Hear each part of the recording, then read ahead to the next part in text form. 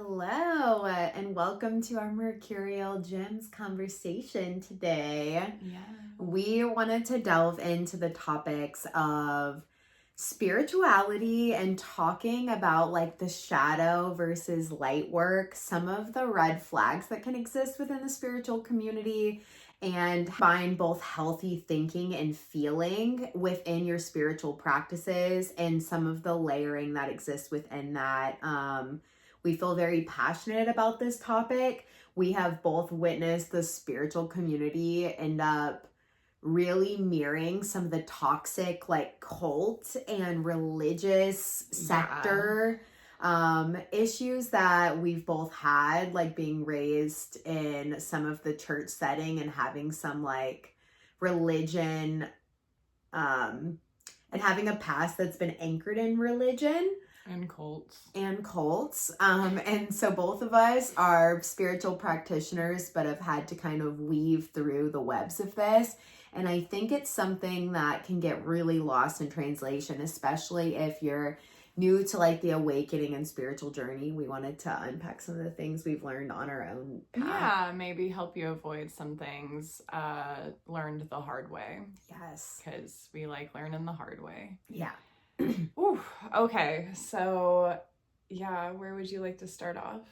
Yeah, so I think topic number one should be really tied into the fact that we use positive thinking, positive affirmations, right, to help manifest and call things forward in our spiritual practice. But there is very important nuance to be found within that positive manifestation of privilege, especially white privilege, and also ableism, which I don't think those things get held in context enough. And this is where that boundary between spirituality, which is like very open constructs of the secrets of the universe, turns into religious boxes. Yeah. So many of the religious boxes I grew up in would, call for healing of people. Like anybody that didn't look like an able body was seen on the outskirts and needing more healing and prayer.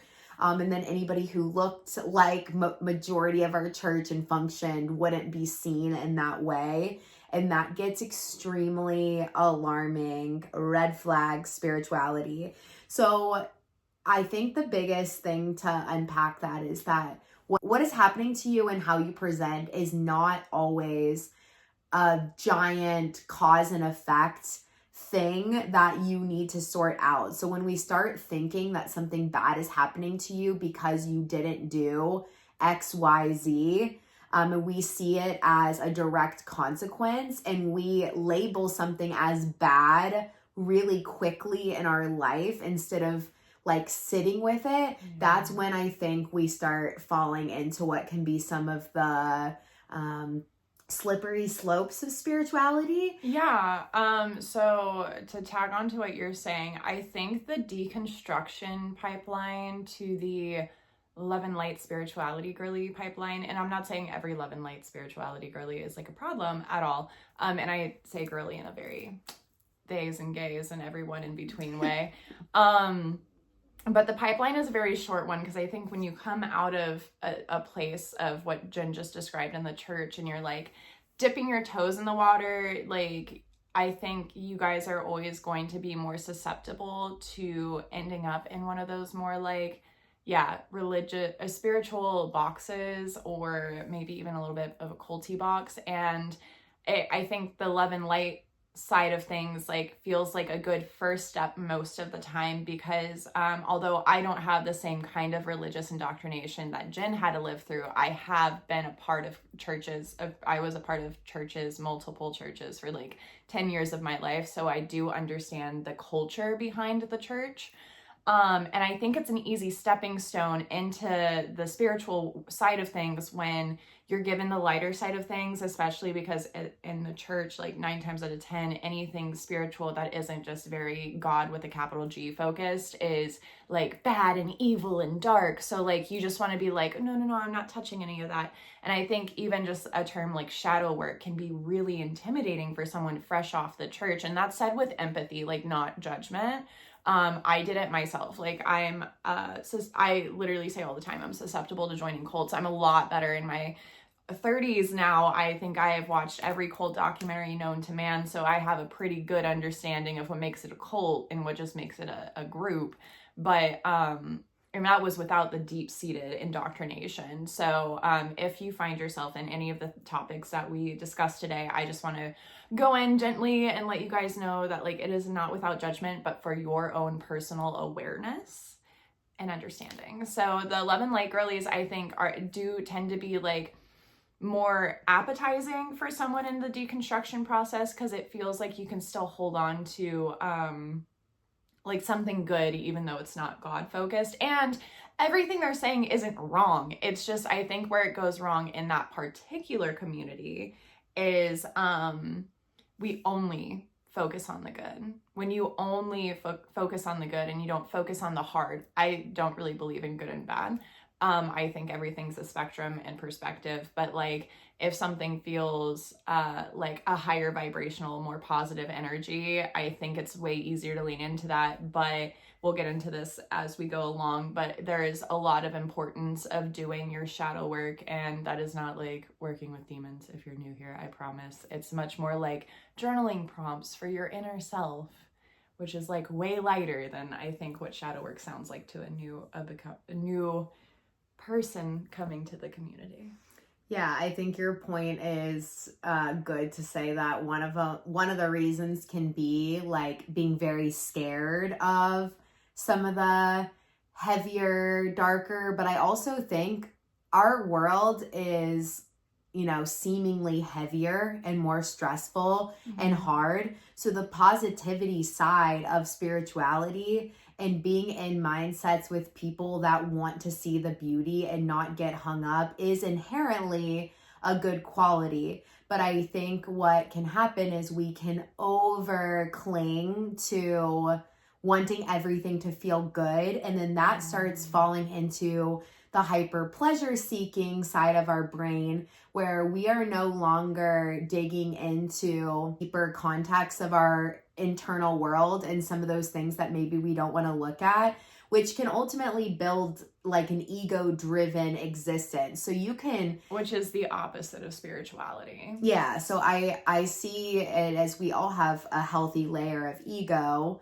that can exist, but ego wants things to be in control. You want things in boxes as an ego because it has clear guidelines and rules. It doesn't make you sit in the nuance of dualities and complexities that maybe don't align. Like the two things can be true at once. Like the ego doesn't like that. It likes identities. It likes a name badge it can put on. It likes to be able to say, I am this, this, this, so I don't look stupid, or I don't look weak, or I don't look, you know, any of the negative seemingly labels. You don't want it, so you don't go there. Yeah. And I think in spirituality, we get nervous about, like, I want to be able to say what I know, what I believe. I want to be able to come off like I'm sounding really good and that I know what I'm talking about.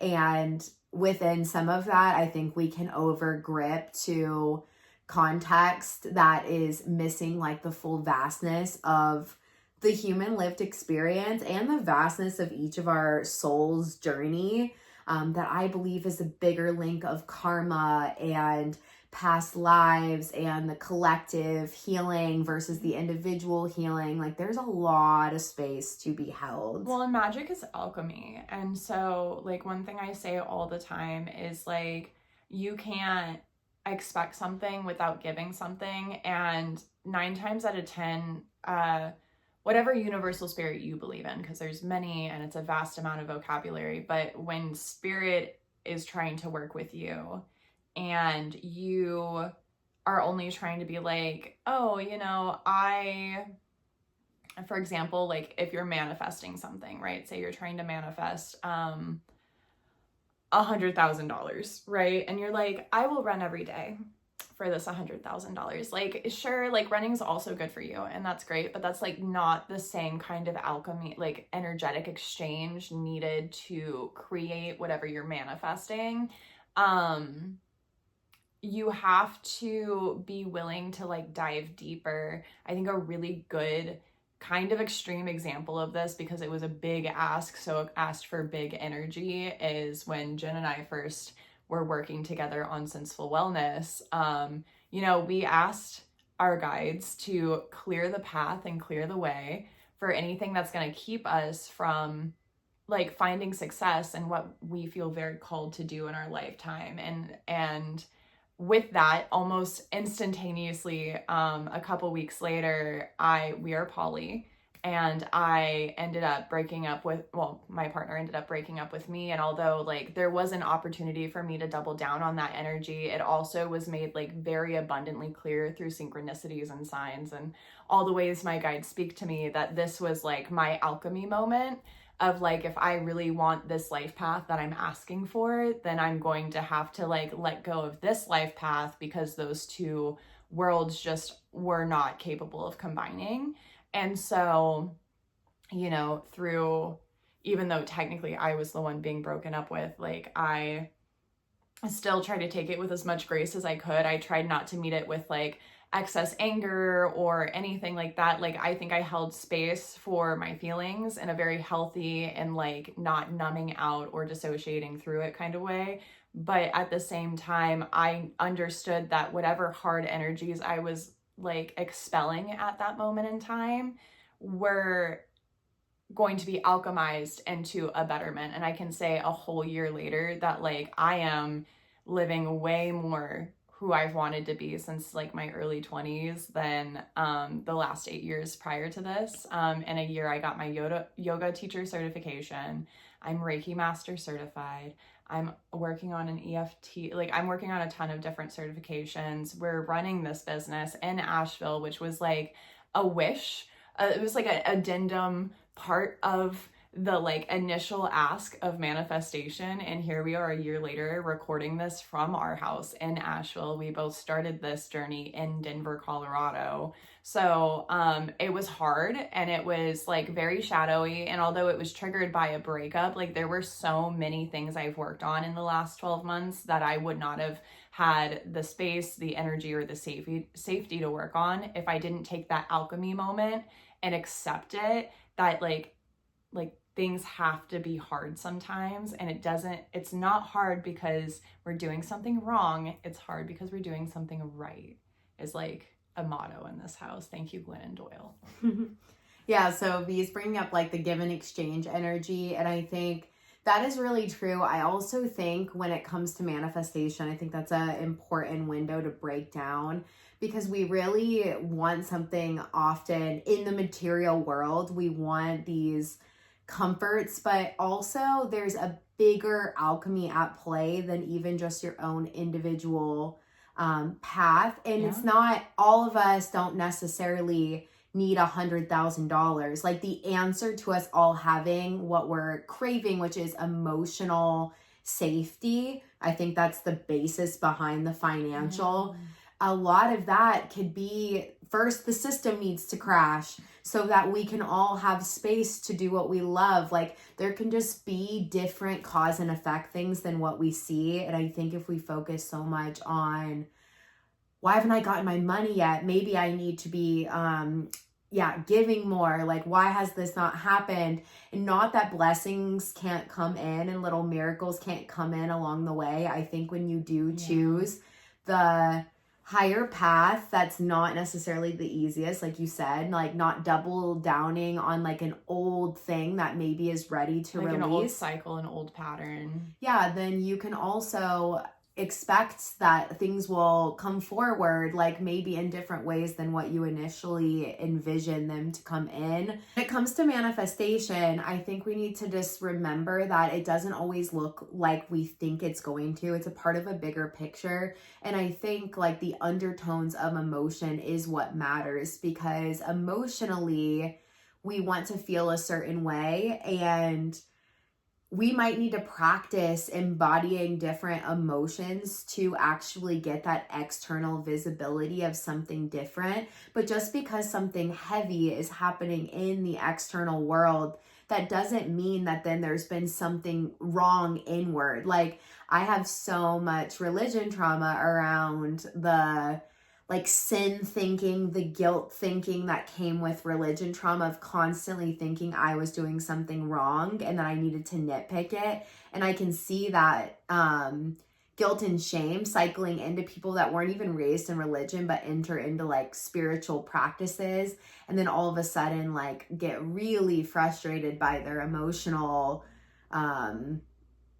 shadow self. Like, some of the heavier emotions, they don't think they're supposed to be feeling that way, and they get frustrated with the external presentation of their life, and then immediately put guilt and shame on themselves. Guilt and shame is never an energy that we should be utilizing in that way of how can I get rid of this and turn it good really fast. Like, there is a lot of unpacking, and it can be the most positive thing to be experiencing guilt and shame, because it's letting you see a layer of yourself that maybe you didn't. That is not to be turned to good necessarily in 1 second of like, oh no, I shouldn't be feeling this way, like I need to get rid of it, or my whole external world, or this is probably why I haven't manifested my new car and my new house, is because I'm not like, I'm feeling this way. No, there is emotional work to be done. Yeah. And sometimes our time frames are not even what we think they are. Like, there could be a lot of work that needs to happen around those guilt and shame patterns to see what maybe energetically needs to be worked through internally. Yeah. Just a one sentence kind of tie into that is, the shadow work that's coming up, the discomfort that's coming up, instead of trying to shove it away or like ignore it because like, oh, that's why I'm not like manifesting what I need to manifest. Like, if you pause and maybe take time to like reflect, like, what is coming up? Like, why does it cause me to react this way? What is the deeper core wound of that? And then how can I nurture that wound to safety? 9 times out of 10, if you meet the shadows that way, not only are you finding a calmer nervous system and you're not going into those guilt and shame spirals, but 9 times out of 10, that is the work that your guides are asking you to do in order to help manifest what is for your highest good, which may not be what your mental, like, your ego has decided. Yeah, it's like not what your ego has decided you need to manifest, but like your spirit guides are here to help guide you to your most like karmatically aligned self. Or if you don't believe in karma, like, they are here for your highest good. Like, they're not trying to lead you down the wrong path. So if there's shadows coming up, instead of shoving them down and saying no, ask them like, why are you here? Yeah, because those shadows that the external world is giving to you, like, suppose a lot of things in life are falling apart, that could be the absolute best thing to manifest your best thing. Yeah. Like, we get so many conceptions around what's good, what's bad, that we immediately go into those boxes when there, like you said, there's just a bigger alchemy. Yeah. And I think with manifestation, one of the good things is I think it's very, very important to balance out intrusive thoughts, negative thinking patterns, by realizing that we are just as delusional when we're thinking worst case scenario as we are when we are thinking best case scenario, because we don't have the context of the future right there. We can always choose the higher perspective, but that doesn't mean we shove away seemingly our frustrations or things that are hard. We can hold space for that. Yeah. But the gratitude practice, being able to say positive affirmations like in the mornings, or starting our day with this, or even when something is hard, pausing a moment and seeing it through maybe a more positive lens, is not to dismiss what initially comes up. You still want to witness what initially comes up, but there is always a higher perspective that you can take. And I think I see it less of good versus bad, but the ability to zoom out and in. I think when we can see higher picture and then what is currently happening and hold kind of some nuance between out and in, that to me is more important than categorizing it as seemingly bad or seemingly good. Yeah. And so yeah, I ask like what could be the like higher meaning behind this? Like what did I witness come up? But then what is an angle I can also take where I'm not letting this like cause, you know, really negative emotional spirals and self-hatred. You can witness that coming up as an initial feeling and go, whoa, I still have a big trigger point to XYZ. I should probably journal that down. I should probably write that down. But that doesn't mean that that then has to be your summary of the situation. That's your starting point. Yes. That is step one. And you're right. Like you said this a couple minutes ago, and it's one of my favorite things to say too, is two things can be true at once.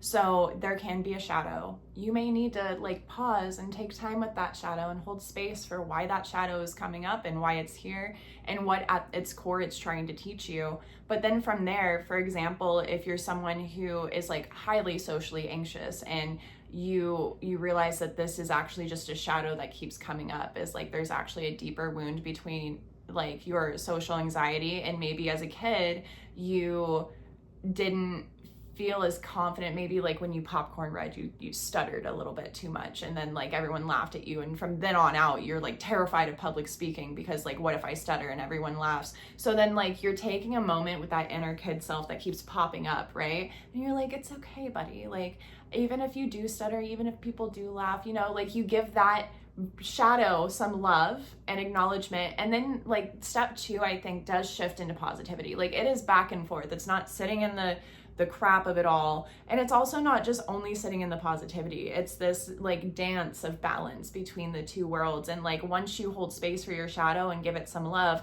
then you move on to step two, which is kind of what Jen's going into, which is like, what are affirmations I can tell that version of me that's so scared of like being perceived in public or like people laughing at me? Like your voice matters. Yeah. Like the person in front of you loves you and is not gonna hold like a harsh criticism to your words. Like I'm allowed to practice talking without shame. Like there is a lot of reframe. And sometimes it's affirmations. Sometimes like for me personally, one of the shadows that I've been dancing with and learning how to live with in a higher expression is my anger. And so I have found exercises through my research of like, you know, oh, I'm having a big feeling, like, hey, little me, what's going on? Like, why do you feel that way? And I hold space for that version of me that has the anger. And then I like, you know, I validate their anger. I'm like, that's so valid. That's so real. We don't have to be like a feral 17-year-old about it. What if we did it this way? And then from there, I would say the next step would be integration. So you hold space, you find some kind of exercise, maybe it's affirmations, maybe it's an exercise, whatever it can be to help you sort out when it comes up, because it's going to keep coming up. There's awareness, and then there's like catching it as it continues. And then with that integration period of like finding ways to integrate more positive reactions to the shadows and not just shoving it away and ignoring it. Like those are two very different energies. That's where the alchemy starts to come forth. That's where all of a sudden the universe drops you some little extra gifts along the way of like, I know that was hard and it felt like a dumb side quest, but actually you needed to do it. So thank you for doing it, you know? And I think just to finalize on this example, and then we'll go into like one other line of thought, is V could have in that little kid example been like, why am I angry? Like I should be so grateful. Like anger is like not like a good vibe. Like that, I don't want bad vibes, no bad vibes, only good vibes. Like I need to like cool it off and forget this. Like I should not be angry. I have this. Like why would I be angry? Like that's so rude of me. Like the world is suffering. And that's so dismissive, right? You can't be dismissive of your feelings. All right, I want to go into a second point, and that is the thought process that our energy inward is manifesting externally, right? So we've kind of seemingly covered this in little ways, but I really do think that our external world and perception often comes from our internal world. So if you are really struggling internally, often you will see manifestation of that outwardly. But let me give a few examples and we'll talk about how to like where our biases and privilege can kind of like come into this thought process too. So if my internal world is nobody likes me, I'm probably going to go in person and feel like everyone's looking at me through the lens of like judgment and disgust, or like everyone's staring at me because no one likes me. And I'm wanting to prove that narrative outside of myself. So I'm looking around and just like getting constant validation that, yeah, no one does like me. I am not trying to talk to anyone. I am not approaching any social situation in like a different way because I am out to prove that nobody likes me. So this is where some of our limiting beliefs can end up manifesting externally. But at the same time, just because, like, let's say I break my leg, that is not necessarily something that I need to go like, oh, what did I think about first that then led to this happening? And I think it gets really nuanced in the spiritual community where we don't take seemingly like things that could just be showing us another side of ourselves. We would label it as bad when maybe the fact that I can't walk around as much and I'm spending more time at home because I have a broken leg, maybe that's opening up a whole other chapter of something I'm needing to explore. Yeah. And maybe it's not a direct effect because I didn't do XYZ. Maybe you needed to break your leg because you don't take breaks and you don't take rest. So the universe literally was like, well, you can't walk, so... And let's think of how dismissive it can be to think that your external world is always an internal manifestation, and that anytime something bad happens externally, it's only because our internal world is not right. Because we look at the world, there's obviously really heavy things happening. There is sometimes horrible circumstances that can pop up in your life, and you don't always have to have this direct higher meaning behind why something horrible is happening. As we said, there's your individual journey. There's so many collective karmic layers to every single thing happening. Yeah. We will never understand the full nuance of all of the different perspectives and angles that exist, and we should never pretend like we can. The many complexities of you exists within every single person you meet. Yeah. So like, even though you may be doing what feels like and is seemingly like everything right for your path, so is like Jen, so am I, so is this person, so is that person. So like collectively, all of our choices and that external are going to be what manifests that collective energy. So like, don't put it all on yourself. Yeah. So thinking of like someone living in, let's say, like poverty, and this is because our system is so based on white privilege. We have more money being funded into places that have more money. Like, we are not a balanced, systematic thing right now. And so you could say like, oh, my family is in this situation because of this. That is where we have got to hold more nuance to the fact that we are living in a broken system right now. Mm-hmm. There is so much needing to be broken down and restructured. And if we don't think of the fact that like our lived experience is only one of the lived experiences of the many, like there is bigger catalysts at play, and we should always be doing our part with where you are at in life. But thinking that someone that has like less money than you is because they haven't done something right to end up in a better situation, when we have so much like systematic ick right now, it is so damaging to think like that. And spirituality really doesn't think of that angle sometimes. Like, it is not a whole generation of family that hasn't known how to manifest and alchemize properly. Yeah. Like, we have got to use the path to break down a system where there is a fairer, altogether collective community. But some of the people that are in more what we would want to label as bad circumstances can be some of the more happier people. And some of the people that are in the seemingly good, what we would think is the manifestation world of like a mansion and car, are disgusting energy and very miserable. But also, if you look at like the great yogis, Buddha, like when you look at these like greater spiritual figures that you see throughout history, they are not people who lived, even Jesus was not someone who lived with billionaires in a mansion with every meal they could possibly think of a day. No, they hung out, Jesus hung out with prostitutes and hung out with the sick and the poor. I've read a lot of yogi books throughout my yoga teacher training, and I remember reading one book and they were talking about one of their masters literally like technically had a fortune to use, and instead he like donated all of that fortune as it came through to like humanitarian efforts, and would just trust that the universe was going to provide for him what he needed when he needed it.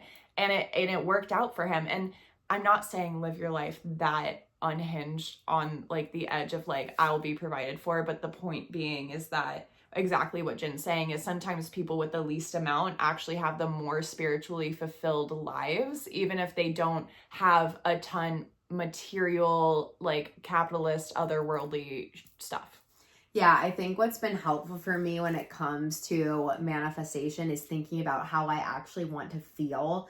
Like, do I actually want to have this amount of money purely in my bank account, or am I actually looking for the feeling of knowing I am safe and taken care of and nothing's going to be taken from me and that I don't have to worry every day? So how can I reduce worrying every day? That is more the journey that I try to take, and I try to do everything I can every day to live a life that, regardless of what the outcome ends up looking like, my day-to-day feels like a ritual and it holds beauty and context. And then what results of that is out of my hands. I don't feel like my manifestation has to always be attached to a concrete of like, this is exactly what it's going to look like. But I try when I manifest, like, I want my business to do well because I want to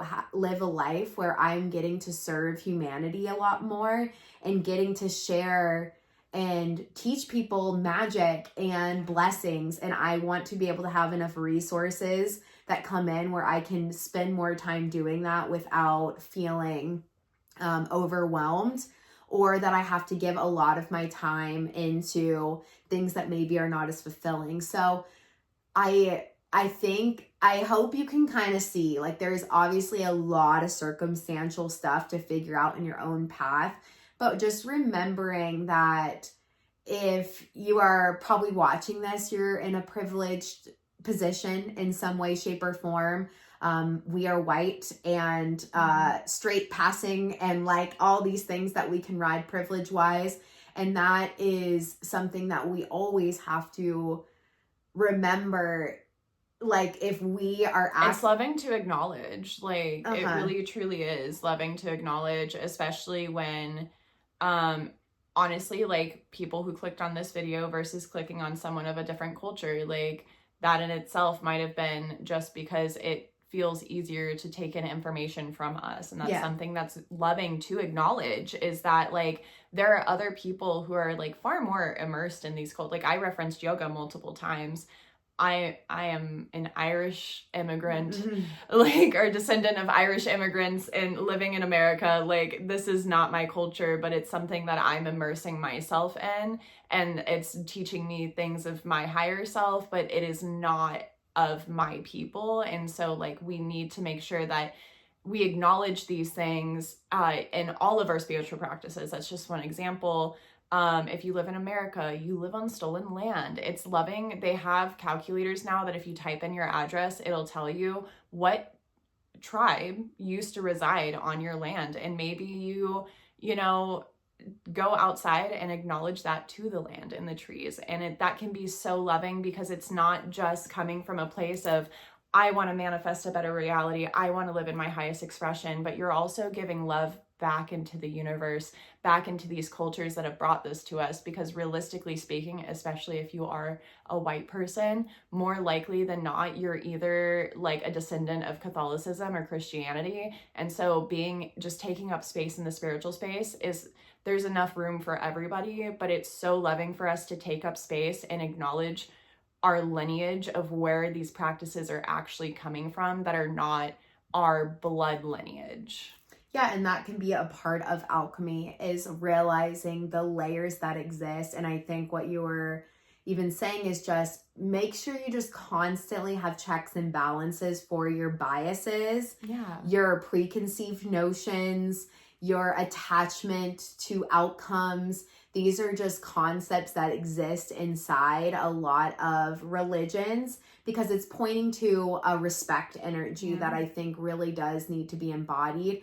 And I do think we have like a lot of spiritual clearing work to do, especially if you come from a more privileged place. Like we both have ancestor groups that definitely were parts of bigger problems. So there is karma we are going to have to work out from some of our lineages that exist. And that doesn't mean that maybe life's going to be a cup of tea the whole time. And then I need to be like, why is my life so challenging and not going fully the way that I am trying to manifest? And like, it's just a part of a bigger picture. It circles back to the whole, like, a shadow comes up. Do you ignore it, or do you lovingly accept that it is and find ways to expand that shadow into something more productive? And I think the more, when it comes to the shadow and light as the final point, this has so much to do with our emotional undertones. So looking at the layers of emotions and not necessarily labeling them as one thing or the other. Like in shadow work, we are trying to dismantle all of those preconceived notions around heavier emotions versus our preconceived notion for easier emotions, figuring out if maybe we're falling into one or the other.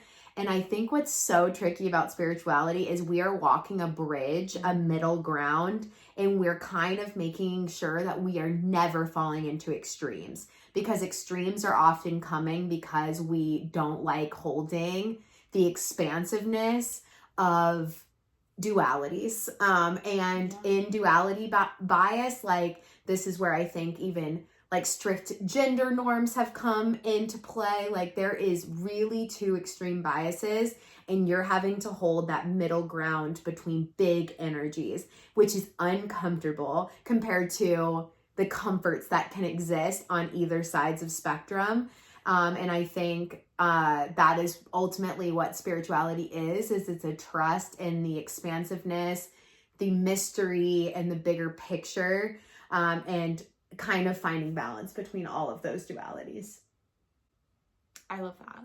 Thank you guys so much for joining us for this conversation today.